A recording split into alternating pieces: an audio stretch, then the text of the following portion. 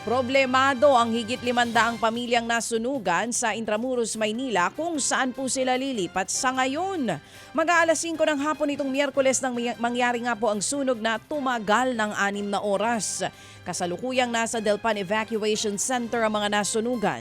Hindi nila malaman ngayon kung paano magsisimula muli lalo't natupok daw lahat ng kanilang naipundar. Nangangamba daw sila na baka hindi na sila pabalaki o pabalikin pa sa Intramuros. Ayon naman sa Intramuros Administration, nakadepende pa sa mga pribadong may-ari ng lupa ang desisyon kung pababalikin pa ang mga nasunugang residente. Sa ngayon po'y namahagi ng sleeping kits, relief boxes at 15,000 pisong assistance ang Manila LGU sa kada apektadong pamilya. Nagpanggap naman po na nagkakabit ng libreng wifi ang isang lalaki para magnakaw sa Caloocan City.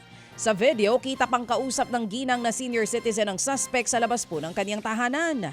Matapos siyang papasukin ng biktima sa loob, nag-abot ito ng mga papeles at nanghingi ng mga detalye.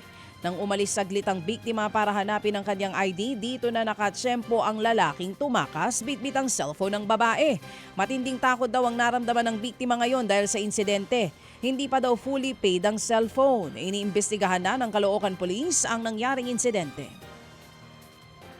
Dinipensahan naman po ni PNP Chief General Jose Melencio Nartates Jr.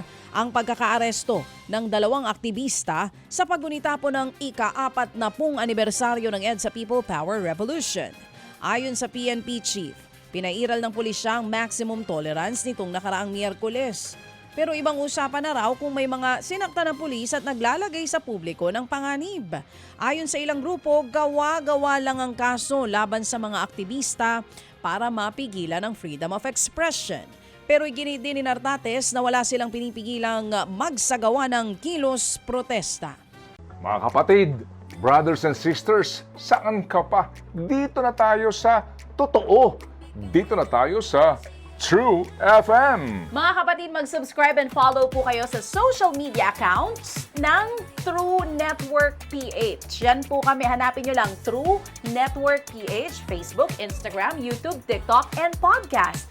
Mapa Apple or Spotify man yan, mahahanap nyo kami. Lahat ng mga napapanood at napapakinggan nyo po sa programa, nasa social media accounts namin yan. So paano mga kapatid? See you sa social media!